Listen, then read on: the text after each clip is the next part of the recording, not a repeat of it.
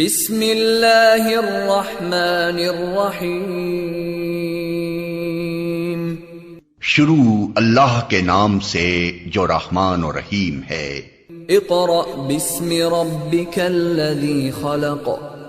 پڑھو اے نبی اپنے رب کے نام کے ساتھ جس نے پیدا کیا۔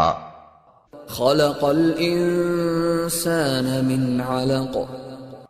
جمے ہوئے خون کے ایک لوتھڑے سے انسان کی تخلیق کی۔ اقرأ وربک الاکرم۔ پڑھو اور تمہارا رب بڑا کریم ہے۔ الذی علم بالقلم۔ جس نے قلم کے ذریعے سے علم سکھایا۔ علم الانسان ما لم يعلم۔ انسان کو وہ علم دیا جسے وہ نہ جانتا تھا۔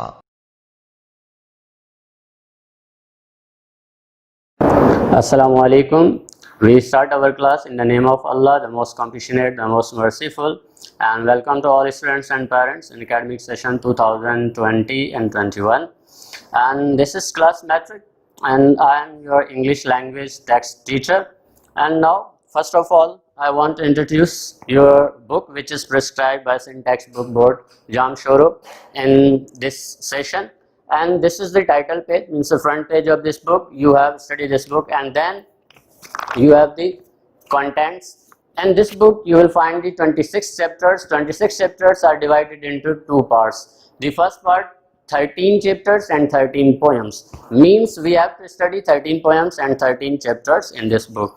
And then I will tell you about the work you have to write in copy. Means this is your front page of your copy. You have to write your name, class, section and subject, roll number with your permanent marker.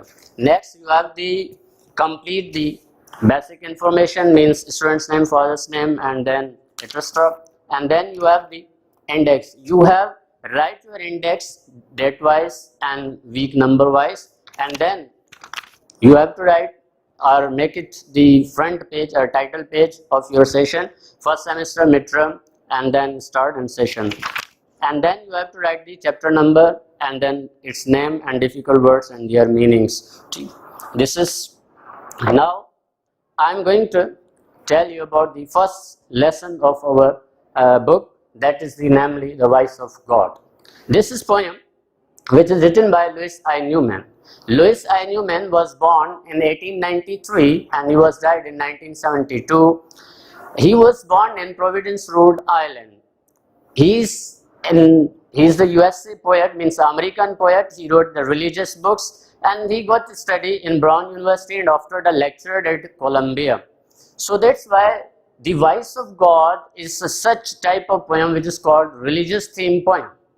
Why we are studying this poem? Because we find in this poem the message of God. It means message for the humanity. So first of all, I want to read out the 4 lines which you will find in your first on the page number 1. I sought to hear the voice of God.